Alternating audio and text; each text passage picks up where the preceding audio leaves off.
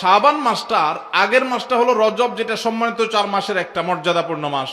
আবার শাবানের পরের মাসটা কোনটা? রমজান, সেটা হলো বছরের সবচাইতে সেরা মাস। তো নবীজি বলেছেন দুইটা মর্যাদাপূর্ণ মাসের মধ্যবর্তী শাবান মাসে মানুষ আমল ইবাদত না করে অবহেলায় বেশিরভাগ মানুষ কাটায়। বেশিরভাগ মানুষ অপেক্ষা থাকে রোজা কবে আসবে, তখন কোরআন তেলাওয়াত শুরু করব। রমজান কবে চাঁদ দেখা যাবে রমজানের, তখন নামাজ ধরবো। রমজান কবে শুরু হবে, তখন থেকে আমি তারাবি পড়া ধরবো, ভালো কাজ করা ধরবো। শাবান মাসে মানুষ রমজানের ক্ষণগণনা, দিন গণনা করতে থাকে, অবসর থাকে, অলসতা করে, অবহেলা করে। নবীজি বলেছেন মানুষ যেহেতু অবহেলা করে, এই জন্য এই সময়টাতে আমি বেশি বেশি নফল রোজা রাখি।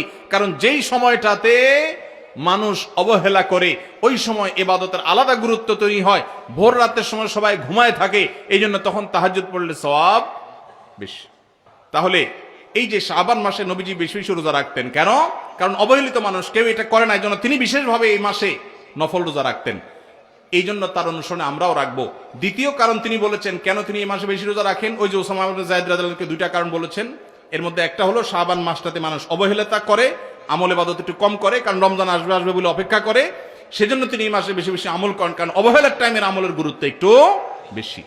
দ্বিতীয় কারণ হলো তিনি বলেছেন শাবান মাসে বান্দার আমলনামা আল্লাহর কাছে উপস্থাপন করা হয়। ফেরেশতারা রিপোর্ট জমা দেয়। ফাউহিব্বু আন ইউরফা আমালি ওয়া আনা সাইম, নবীজি বলেছেন আমি চাই আমার আমলনামা যখন ফেরেশতাদের কাছে পেশ করা হবে তখন আমি যেন রোজাদার থাকি। কারণ আপনি কোথাও চাকরি করেন, সিরিয়াস ডিউটি করেন, একবারও আপনার বস আসে না, একটু মোবাইলটা মাত্র হাতে নিছেন ফেসবুকটা টিপার জন্য, আর তাকায় দেখেন পিছের দিকে বস এসে দাঁড়াবে। মেজাজটা কেমন লাগবে বলেন? খারাপ লাগবে না? আর আপনি অন্য সময় যাই করেন না করেন খুব সিরিয়াস মুডে কাজ করতেছেন, পিছনে তাকায় দেখেন মালিক এসে দাঁড়াবে, কলেজেটা শান্তি হয়ে যাবে না? যাক মাশাআল্লাহ, এই বেচারা এসে আমরা যখন কাজে দেখবে বলবে বাবা খুব ভালো মানুষ, তো বেতন বাড়বে, তাই না? নবীজি সাল্লাল্লাহু আলাইহি সাল্লাম বলছেন যে আমি শাবান মাসে বেশি বেশি নফল রোজা এই জন্য রাখি, ফেরেশতারা আমার সারা বছরের আমলনামা আল্লাহর কাছে রিপোর্ট জমা দেন, সারা বছর কি করেছি না করেছি তার সব হিসাব জমা দেন। আল্লাহ যখন আমার হিসাবের প্রতি মনোনিবেশ করেন, ওই অবস্থা যদি আল্লাহ সুবহানাহু ওয়া তাআলা তিনি দেখতে পান যে তার বান্দা আমি রোজা আছি, তাহলে আল্লাহ একটু অনুগ্রহ করবেন। এই জন্য আমি এই মাসে রোজা রাখি। তাহলে নবীজি সাল্লাল্লাহু আলাইহি সাল্লাম শাবান মাসে রোজা দুইটা কারণ পাওয়া গেল। এক তো হলো গাফলতির সময় সেজন্য তিনি রোজা রাখতেন, দ্বিতীয়ত হলো এই মাসে বান্দার আমলনামা পেশ হয় সেজন্য তিনি রোজা রাখতেন। এই দুই কারণ আমাদের বেলায়ও আছে না নাই? তাহলে আমাদের রোজা রাখা উচিত না উচিত না? চেষ্টা করবো তো ইনশাআল্লাহ। ভাইরা আমার, একটা প্রশ্ন আপনাদের মনে হইতে পারে, সেটা হলো আমরা তো শুনছি মানুষের আমলনামা সকালে বিকালে আল্লাহর কাছে জমা হয়, ফেরেশতারা জমা করে, আবার এখন শুনলাম শাবান মাসে জমা হয়, তাহলে দুই রকম হলো যে? এর উত্তর হলো আল্লাহ রাব্বুল আলামিনের কাছে আল্লাহর ফেরেশতারা মানুষের আমলনামাকে 3 ধাপে, 3 স্তরে, 3টা লেয়ারে, 3টা সময়ে আলাদা আলাদা ভাবে উপস্থাপন করে। একটা হলো প্রাত্যহিক রিপোর্ট, প্রাত্যহিক আমলনামা, ডেইলি, প্রতিদিনের আমলনামা সকাল এবং সন্ধ্যায়। সারা রাত আপনি কি করেছেন, ওয়াজ শুনেছেন না গান শুনেছেন, ভালো কাজ করেছেন না মন্দ কাজ করেছেন, সারা রাতে কি করেছেন, প্রত্যেকটা মানুষের হিসাব আল্লাহ রাব্বুল আলামিনের কাছে প্রত্যেকটা ভোরে ওই রাতের ডিউটি থাকা ফেরেশতারা জমা দেন। আবার সারাদিন আমরা যা করি না করি সন্ধ্যায় সারাদিনের ডিউটিতে রত ফেরেশতারা আল্লাহর কাছে জমা দেন। তাহলে বান্দার আমলনামা, বান্দার রিপোর্ট জমা দেওয়া হয় একটা হলো প্রাত্যহিক, প্রতিদিন। সেটা কখন? সকাল এবং সন্ধ্যা। বান্দার আমলনামা জমা দেওয়া হয় আরেকটা লেয়ারে, সেটা হলো প্রত্যেক সপ্তাহে 2 দিন, সোমবার এবং বৃহস্পতিবার। নবীজি সাল্লাল্লাহু আলাইহি ওয়াসাল্লাম যেন সোমবার বৃহস্পতিবার রোজা রাখতেন, কারণ সোমবার এবং বৃহস্পতিবার বান্দার আমলনামা ফেরেশতারা আল্লাহর কাছে পেশ করেন। তাহলে একটা হলো ডেইলি আমলনামা পেশ, সেটা সকাল সন্ধ্যা। একটা হলো সাপ্তাহিক আমলনামা পেশ, সেটা হলো সোম বৃহস্পতি। আর একটা হলো বার্ষিক রিপোর্ট পেশ, সেটা কখন? শাবান মাস।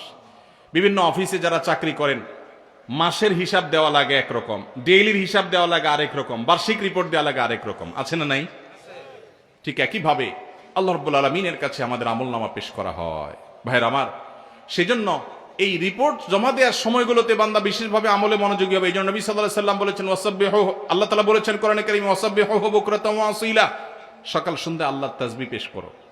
নবীজি সাল্লাল্লাহু আলাইহি সাল্লাম সকাল সন্ধ্যা বিশেষ তাসবিহ পেশ করতেন, জিকির আজকার করতেন, দোয়া করতেন, আমল করতেন, কারণ এই যে আমল জমা দেওয়া হয়, আমল নামা জমা দেওয়া হয়।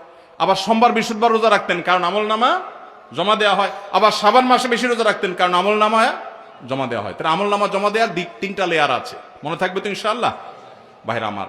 এছাড়াও শাবান মাসে বেশি বেশি নফল রোজার আরেকটা কারণ আছে, সেটা হলো ইস্তেহাদি, সেটা হাদিস দ্বারা না প্রমাণিত না, সেটা বিভিন্ন মুহাদ্দিসগণ, ওলামা একরাম, স্কলারগণ বলেছেন। সেটা হলো হঠাৎ করে রমজানের রোজা যদি রাখা শুরু করেন, সারা বছর এক রকমের খাদ্য অভ্যাস, সকাল দুপুর রাতে খেয়ে, এখন হঠাৎ করে অভ্যাসটা চেঞ্জ হয়ে যাবে, ইফতার এবং রাতে সাহারি খাবেন আর সারাদিন না খেয়ে থাকবেন।